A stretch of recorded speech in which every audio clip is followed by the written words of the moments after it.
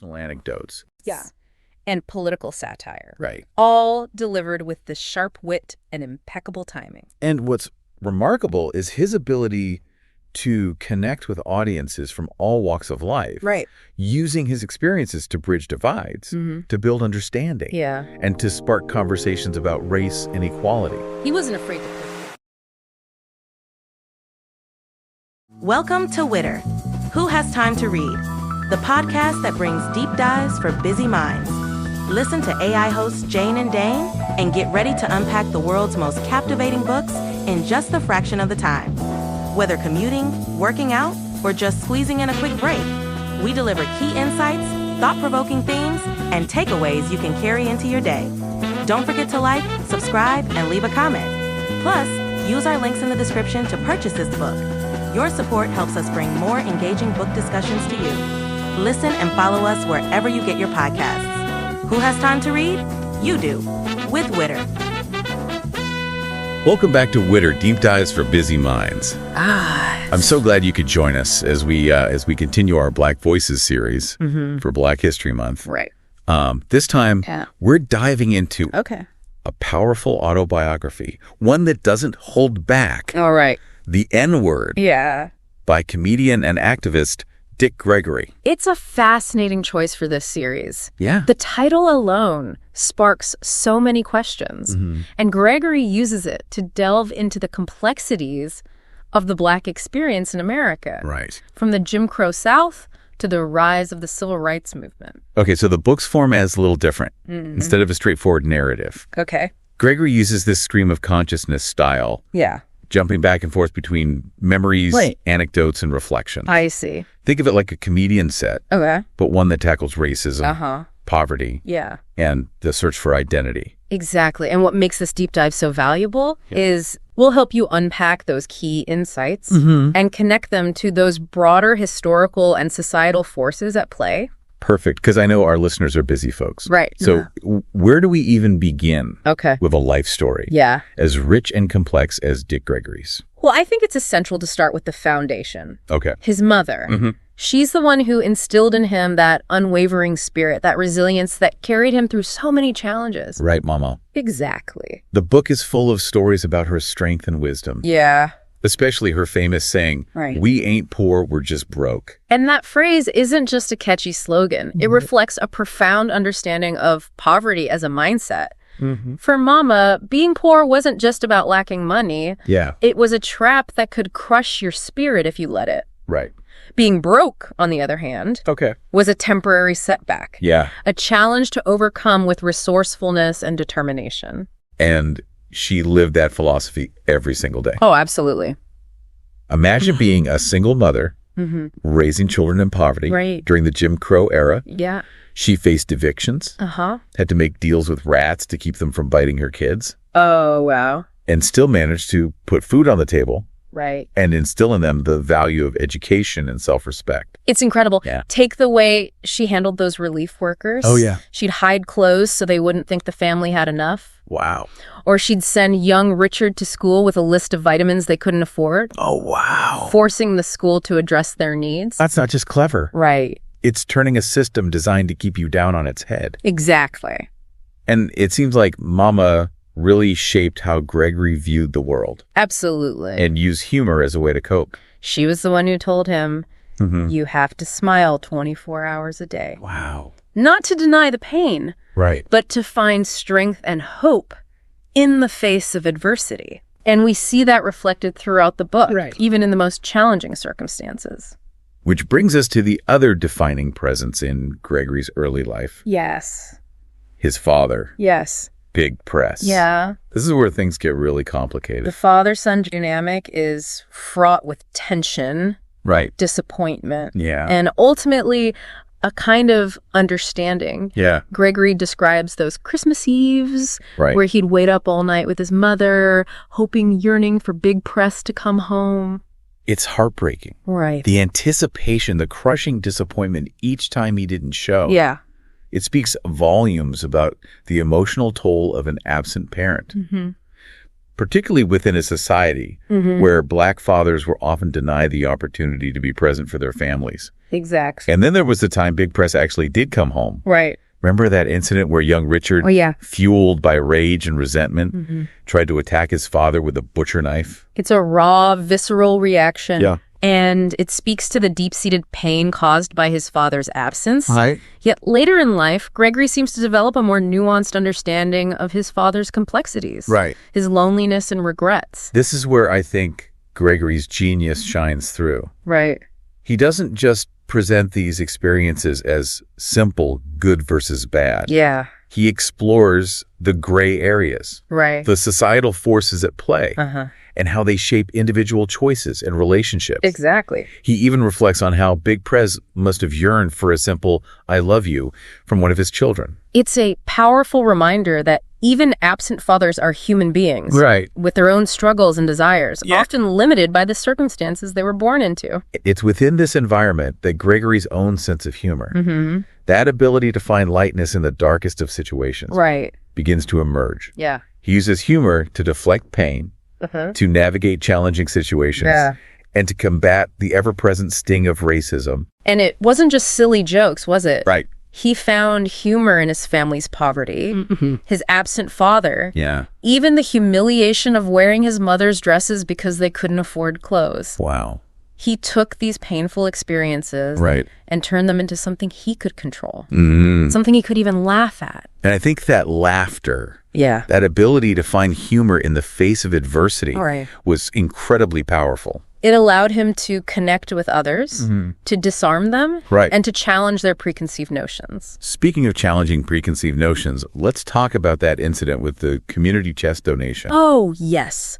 The one where Richard proudly declares that his father would donate $15, only to be publicly humiliated by his teacher for being on relief. It's such a stark reminder of the casual cruelty and deep-seated prejudice Black children faced in the Jim Crow era. It's hard to imagine. Even something as simple as wanting to be seen as having a loving, supportive father became a moment of shame and othering. And it's crucial to note that this was happening in the classroom. Wow. A space that's supposed to be nurturing and encouraging. Right. It speaks to the systemic nature of racism. Yeah. And how it permeated every aspect of Black life. Yet even within that system, there were glimmers of humanity. Gregory mentions Mr. Ben, the white grocery store owner, who extended credit to his family when times were tough. Wow. And brought them food before holidays. That's incredible. Knowing they couldn't afford it. What's fascinating about that is it highlights the complexity of race relations during that time. Yeah. Yes, the system was designed to oppress, but there were individuals who chose compassion and humanity. Right. Even at the risk of social disapproval. Yeah. Those small acts of kindness could make a world of difference. It reminds us that history isn't always black and white. Right. That even within systems of oppression, there are shades of gray. Moments of human connection that defy the larger narrative. Exactly. But those moments don't erase the need for systemic change. Of course. And I think that's what Gregory was trying to convey through his work. Yeah. He wasn't just telling his own story. He was shedding light on the complexities of the Black experience in America. Right. Which leads us to his outlet, his escape from those everyday realities. Running. Yes. Track and field. Yeah. This becomes a defining force in Gregory's early life, not just as an escape, but as means of proving himself, of achieving something tangible. Yeah. In a world that constantly told him he was less than. It's a classic underdog story. It is. Despite limited resources and lack of proper training, he becomes this star runner, defying all expectations and pushing himself to the limit. Literally to the point of vomiting blood. And what's striking is how he describes that feeling of power and liberation he experienced while running. It was a physical manifestation of his inner strength. His determination to overcome the limitations imposed on him by society. But even as a champion runner, he couldn't escape the realities of racism. He talks about that stark contrast between being celebrated on the field and facing discrimination off the field. Yes. It was like living two separate lives. That duality, that constant navigation between different worlds becomes a recurring theme throughout the book. He's the star athlete, the class president, but he's also the black man who is followed by detectives in stores. Wow. Denied service in restaurants. It's unbelievable. Constantly reminded of his place. And it's within this space of duality, this struggle for identity, that we see his comedic talent truly begin to blossom. He starts to use humor, not just as a shield, but as a weapon. Yes. As a means of exposing the hypocrisy of racism and challenging the status quo. And it's fascinating to see how that evolution coincides with his encounter with Lillian Smith, the shy girl from Willard, Ohio, who becomes his wife. Talk about a turning point. She is. Lillian isn't just a love interest.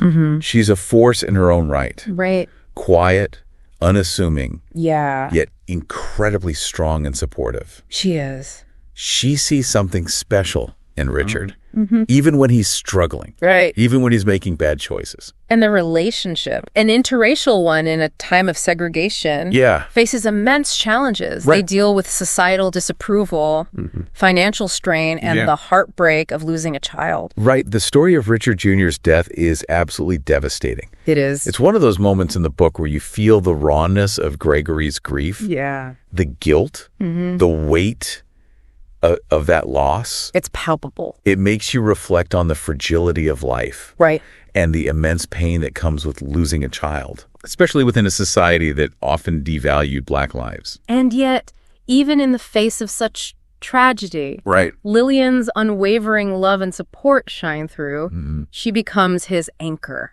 His confidant, the one person he can always rely on. She pulls him back from the brink. She does. Reminding him of the importance of their fight. The need to continue working for a better future. It's that kind of unwavering support that often fuels great social movements. But before we dive into Gregory's activism, and trust me, it's a fascinating journey. All right. Let's unpack that evolution of his comedic voice a bit more. I think it's important to note that while Gregory's comedic talent was always there, bubbling beneath the surface, it was his experiences with racism, his struggles with poverty, and his relationship with Lillian that truly shaped its direction. So he wasn't just telling jokes. He was weaving together social commentary, personal anecdotes. And political satire. All delivered with the sharp wit and impeccable timing. And what's remarkable is his ability to connect with audiences from all walks of life, using his experiences to bridge divides, to build understanding, and to spark conversations about race and equality. He wasn't afraid to push boundaries. No, he wasn't. To talk about taboo subjects, to make people uncomfortable, all while making them laugh. Exactly. He understood the power of humor to disarm, to enlighten, and to inspire action. And this is where that monster he often refers to comes into play. It's like a metaphor for the driving force behind his ambition, his need to push boundaries, to challenge the status quo. That's a brilliant observation. And I think it's essential to understand that this monster isn't something negative. It's a force of nature. A representation of the collective strength and resilience of the Black community. It starts as this raw physical power that propels him to success on the track. But as Gregory evolves, so does the monster. It becomes this driving force for social change. This insatiable hunger for justice and equality. And he even connects it to his mother. To the sacrifices she made. To the strength she instilled in him. It's a powerful tribute to Mama and to all the Black mothers who have paved the way for future generations who have fought for their children for a better world. It's inspiring. Absolutely. All right, we were talking about that monster within Dick Gregory before. That driving force that shaped his ambition and his comedic voice. But what's really fascinating is how that energy translates into his activism. Yes, because it wasn't enough for him to just talk about social issues through his comedy.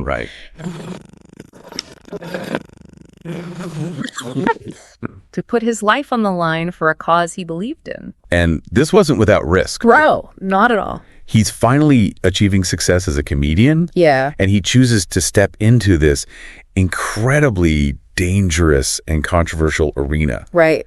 I mean, Think about the social climate at that time. It speaks volumes about his courage and his unwavering commitment to social justice. Yeah. Gregory recognized that his platform, his voice, had the power to affect real change. Right. And he wasn't afraid to use it, even if it meant jeopardizing his career or even his life. And he didn't just dip his toes into the movement. Right. He dove headfirst. He did. He participated in marches, demonstrations, faced arrest, even traveled to Mississippi to bring food to LaFleur County after federal aid was cut off in retaliation for voter registration drives. That experience in Mississippi was a pivotal moment for him. It wasn't just about witnessing the poverty and the entrenched racism. It was about seeing the courage of the local activists, those ordinary people who risked everything for their right to vote, for basic human dignity. He talks about those marches. Yeah. Those encounters with police with such raw honesty. Right. You can practically feel the tension, the fear, the determination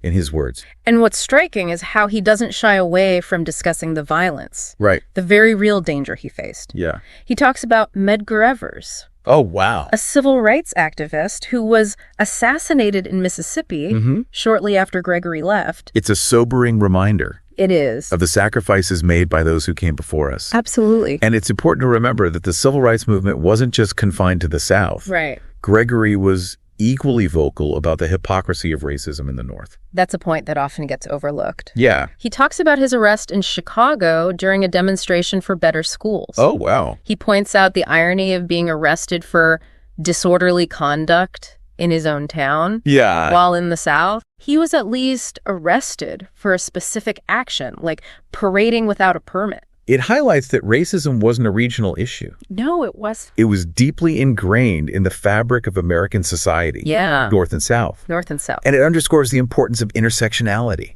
Right. Understanding how different forms of oppression, like race and class, intersect and reinforce each other. Exactly. And this is where Gregory's activism goes beyond marching and protesting. He uses his comedy to challenge people's assumptions. Right. To make them confront their own prejudices, to spark uncomfortable but necessary conversations about race. One of the most vivid scenes in the book is his account of the March on Washington. Oh, yes. He describes that overwhelming sense of hope and solidarity. Right. Seeing all those people, black and white, coming together to demand justice.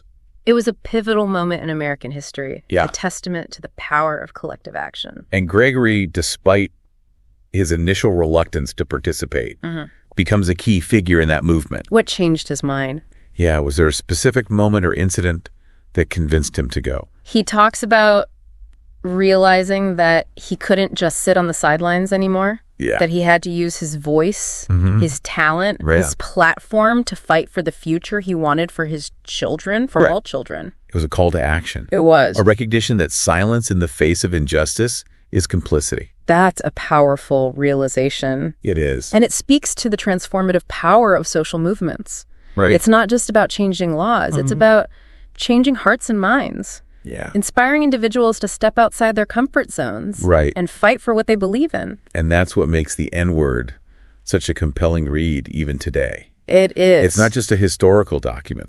It's a call to action. Right. A reminder that the fight for social justice is ongoing. He challenges us to confront the ways in which racism continues to permeate our society, to examine our own biases, to become active participants in the struggle for equality. And he shows us that this activism can take many forms. It can. From marching in the streets to using our platforms, however big or small, to speak truth to power. And let's not forget the role of humor in all of this. Okay. Gregory reminds us that laughter can be a powerful weapon against injustice. Right. It can disarm, it can enlighten, it can inspire action. He didn't shy away from tackling difficult subjects with wit and satire. He didn't. And in doing so, he helped to break down barriers, challenge stereotypes, and humanize the Black experience for a wider audience. And this brings us back to his comedic style. Right. It wasn't just about telling jokes. Right. It was about weaving together social commentary, personal anecdotes, and political satire. Right. All delivered with this incredible wit and timing. He wasn't afraid to be vulnerable. No, he wasn't. To share his own struggles, his pain, his moments of self-doubt. And I think that vulnerability is what made him so relatable. Right. Even to audiences who might not have shared his experiences. Exactly. It's that blend of humor and vulnerability that makes the N-word such a powerful and enduring work. It is. It's a book that will make you laugh. Yes. Make you think. Make you question. Yeah. And ultimately make you want to be a better person. It's also worth noting that his rise to fame in the entertainment industry wasn't without its challenges. Right. He faced rejection, Yeah. discrimination, financial struggles. He had to hustle Yeah. to claw his way to the top, Right. constantly proving himself in a world that wasn't designed to embrace Black talent. And yet he never gave up. He never did. He took those setbacks and turned them into fuel for his comedy. Right. Finding humor in the absurdity of the situations he faced. Like that time he was denied service at a restaurant because of his race. Oh, yeah. Instead of getting angry, he calmly said, "That's all right. I don't eat colored people. Oh, wow. Bring me a whole fried chicken." It's a brilliant example of how he used his comedic voice to challenge the status quo. To expose the ridiculousness of the prejudice he faced. He was a master at turning those uncomfortable situations into opportunities for social commentary. Yeah. And he was fearless. He was. He wasn't afraid to push boundaries. Right. To talk about taboo subjects, to make people squirm in their seats. Right. All while making them laugh. He understood that humor could be a catalyst for change. Right. That it could make people think about things in a different way. That it could open their hearts and minds to new perspectives. And he was a master of improvisation. He was. You could take any situation, any heckle, any current event, and turn it into comedic gold. One of my favorite stories is about the heckler who called him the N-word during a show. Oh, tell me you're about to share that brilliant comeback. Absolutely. Instead of getting angry or defensive, Gregory simply said, "Hey, man, I just got paid $1,500 to be called that. Wow. Every time you say it, I get richer." It's amazing. He completely diffused the situation. Right. Using humor to expose the absurdity of the insult and to turn the tables on the heckler. It's almost like he was saying, Right. You can't hurt me with your words because I'm going to use them to empower myself. Exactly. And that's what made him such a force to be reckoned with. Yeah. He refused to be silenced. Right. He refused to be defined by the limitations imposed upon him by society. Now, while we focused a lot on Gregory's comedic career and activism, the N-word is also a deeply personal story. It is. He doesn't shy away from sharing his struggles with poverty. Right. His complicated relationship with his father, his deep love for his wife and children. And it's within these personal narratives that we see his humanity. Right. His flaws, his moments of weakness. He's honest about his struggles with money, his tendency to overspend. His sometimes reckless pursuit of success. He doesn't try to portray himself as a perfect role model. Right. He's open about his mistakes, his shortcomings, and in doing so, he becomes even more relatable.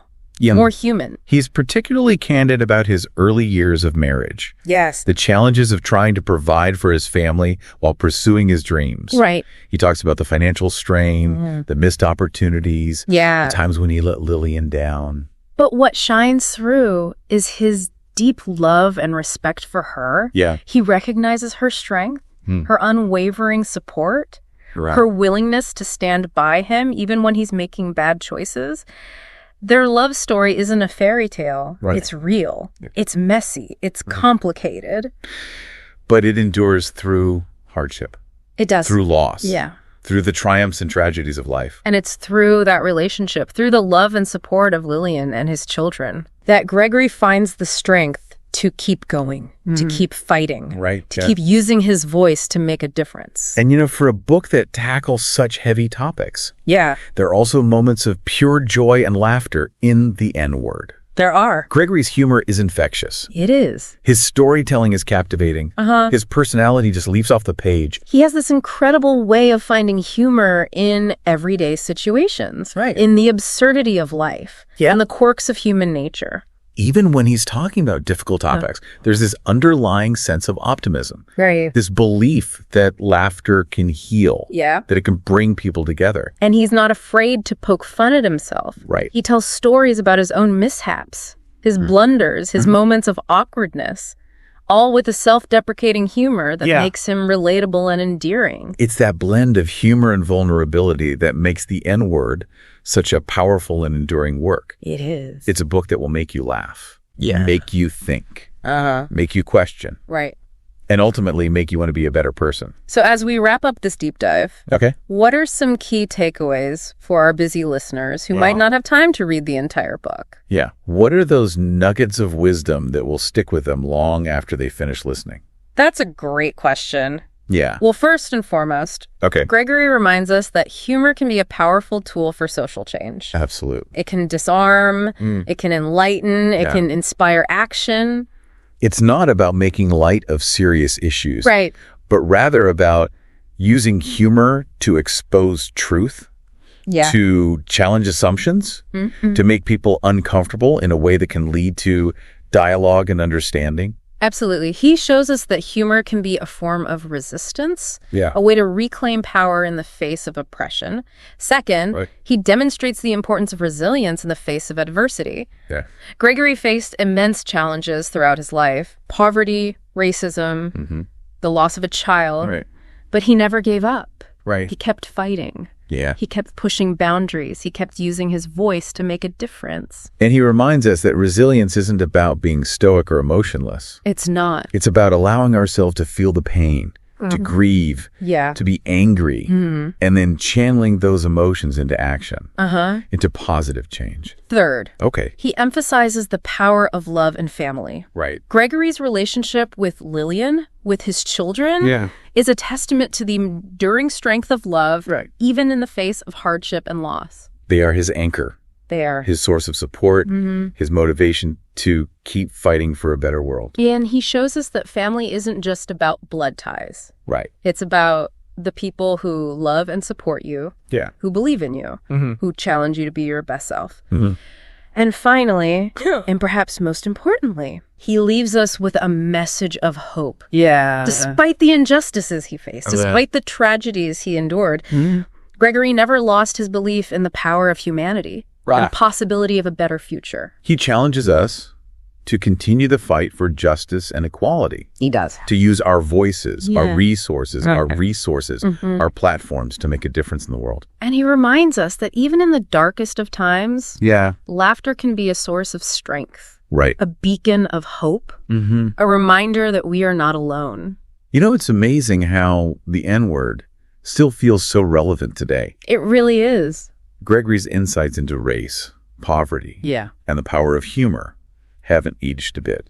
It's a testament to how deeply these issues are woven into the fabric of American society. We might be decades removed from the Jim Crow era, but the fight for social justice continues. We're still grappling with systemic racism. We are. Police brutality, economic inequality, issues that Gregory confronted head on. He did. It's almost like he's holding up a mirror to our present, forcing us to confront how much work still needs to be done. And what's so effective is how he uses his personal experiences to shed light on these larger societal problems. He doesn't preach or lecture. He invites us into his world. We see his vulnerabilities, his struggles, his moments of both triumph and despair. And it makes these complex issues feel personal. I do. Relatable and urgent. It's not just an academic discussion. It's a story about a human being navigating a world that often felt stacked against him. And it makes you want to get up and do something. It does. Be part of the solution. Exactly. And that brings us to a final thought I want to leave our listeners with. Gregory often talked about the importance of agitating the system, of disrupting the status quo, of making people uncomfortable in order to spark change. He believed that true progress requires more than just dialogue. It does. It demands action.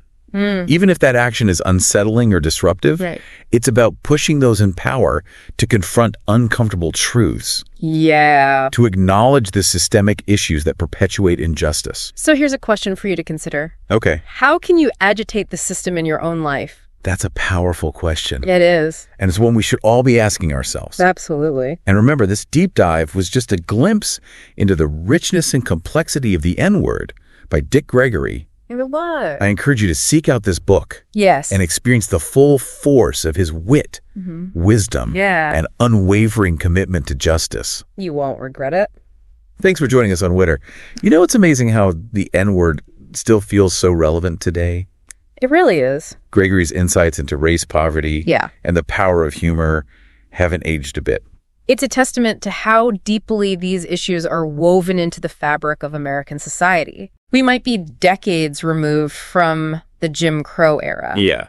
But the fight for social justice continues. We're still grappling with systemic racism. We are. Police brutality. Economic inequality. Issues that Gregory confronted head on. He did. It's almost like he's holding up a mirror to our present. It is. Forcing us to confront how much work still needs to be done. And what's so effective is how he uses his personal experiences to shed light on these larger societal problems. Right. He doesn't preach or lecture. Right. He invites us into his world. Yeah. We see his vulnerabilities, his struggles, his moments of both triumph and despair. Right. I mean, it makes these complex issues feel personal. They do. Relatable and urgent. It's not just an academic discussion. Right. It's a story about a human being navigating a world that often felt stacked against him. And it makes you want to get up and do something. It does. Be part of the solution. Exactly. And that brings us to a final thought I want to leave our listeners with. Correct. Gregory often talked about the importance of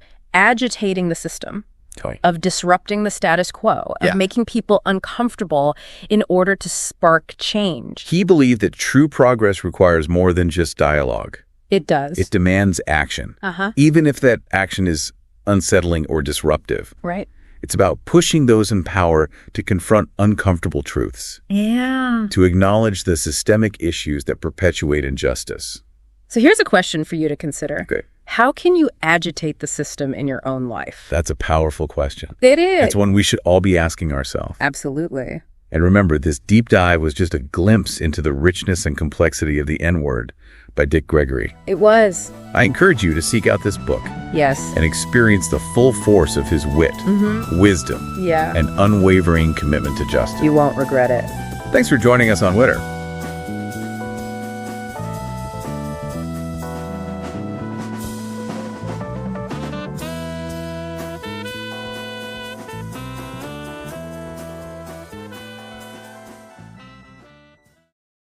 Thanks for listening to Witter, Who Has Time to Read, produced by One Media. Please support the author by purchasing the book or audiobook using the link in the description. It's a great way to help keep the art of writing alive. And stay in the loop. Subscribe to our newsletter for updates on weekly deep dives. And don't forget to share your thoughts or suggest our next deep dive at witterpodcast@gmail.com.